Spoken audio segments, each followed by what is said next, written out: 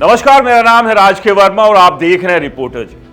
दोस्तों, आज का ये वीडियो आपके लिए आंखें खोलने वाला है, क्योंकि सुप्रीम कोर्ट ने देश के प्रॉपर्टी खरीदने बेचने के पूरे सिस्टम को आईना दिखा दिया है और साफ साफ कहा है कि यह ढांचा 300 साल पुराना है, ब्रिटिश राज के जमाने का, जो उस दौर में घोड़ा गाड़ी और टेलीग्राफ के लिए बनाया गया था। लेकिन आज भी हम उसी की जंजीरों में जकड़े हुए हैं, जिसके चलते प्रॉपर्टी खरीदना कोई खुशी का मौका नहीं बल्कि एक सदमे जैसा अनुभव बन गया है। सोचिए, आप मेहनत की कमाई से घर या जमीन खरीदते हैं, लेकिन वहां शुरू होता है डॉक्यूमेंट्स का जंगल, फर्जी कागजात का डर, अतिक्रमण की चिंता, बिचौलियों का खेल, उपपंजीयक ऑफिस में घंटों line, stamp duty, registration fees और फिर भी कोई गारंटी नहीं कि 10 साल बाद कोई कोर्ट में दावा ठोककर आपकी नींद हराम ना कर दे।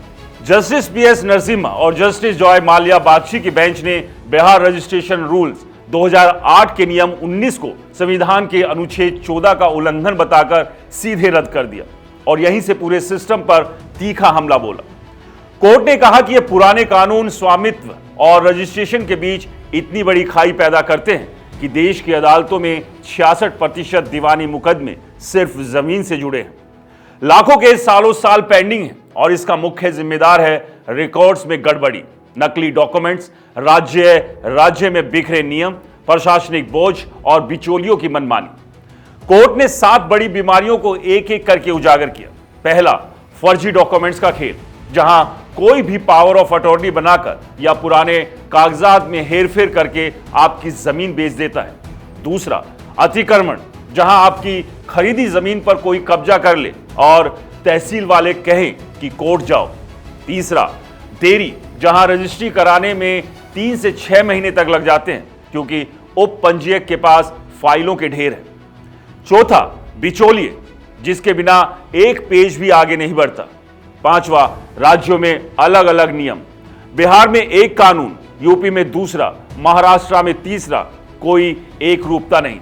छठा, रिकॉर्ड्स की हालत, ज्यादातर तहसीलों में पुराने रजिस्टर फटे हुए हैं, स्याही उड़ी हुई है। और सातवां, डिजिटलीकरण की आधी अधूरी कोशिश, जहां कोर्ट ने digital India land records modernisation programme और national generic documents registration system की तारीफ तो की, लेकिन सख्त चेतावनी दी कि अगर मूल रिकॉर्ड गलत है तो डिजिटल कॉपी भी वही गलती फैलाएगी, यानी डिजिटल होना ही काफी नहीं है, पहले आधार सही करना होगा। अब आते हैं कोर्ट के क्रांतिकारी सुझावों पर, जहां उसने सिर्फ शिकायत नहीं बल्कि पूरा रोड मैप दे डाला। सबसे पहले ब्लॉकचेन टेक्नोलॉजी अपनाने की सलाह, जिससे हर ट्रांजैक्शन पारदर्शी, अपरिवर्तनीय और फर्जीवाड़े से मुक्त हो जाएंगे। मतलब एक बार रजिस्ट्री हुई तो कोई पीछे से बदल नहीं सकता। दुनिया में एस्टोनिया, जॉर्जिया, दुबई पहले से इसे इस्तेमाल कर रहे हैं, भारत पीछे क्यों रहा? दूसरा, 6 बड़े कानूनों की समीक्षा और संशोधन, transfer of property act 1882, registration act 1908, Indian stamp act 1899, Indian evidence act 1872, सूचना प्रौद्योगिकी अधिनियम 2000 और digital personal data protection act 2023। तीसरा, विधि आयोग को बड़ा टास्क, केंद्र, सभी राज्य सरकारें, रियल एस्टेट एक्सपर्ट्स, टेक्नोलॉजी कंपनियां, वकील, आम लोगों को सबकी राय लेकर ठोस रिपोर्ट सौंपनी होगी, जिसमें नया कानूनी ढांचा हो। और चौथा, केंद्र और राज्यों को मिलकर पहल करनी होगी ताकि यह बदलाव जल्दी से जल्दी जमीन पर उतरे। दोस्तों, अंत में यह फैसला आम आदमी के लिए एक उम्मीद की किरण है। अगर ब्लॉकचेन आ गया तो 5 मिनट में डील, आज 5 महीने लगते हैं। कोर्ट कचहरी में चक्कर कम होंगे, पैसा और समय बचेगा, लेकिन सवाल यह है कि सरकार कब हरकत में आएगी, कब पुराने कानून बदले जाएंगे, कब राज्यों में एक रूपता आएगी और कब बिचौलियों का राज खत्म होगा।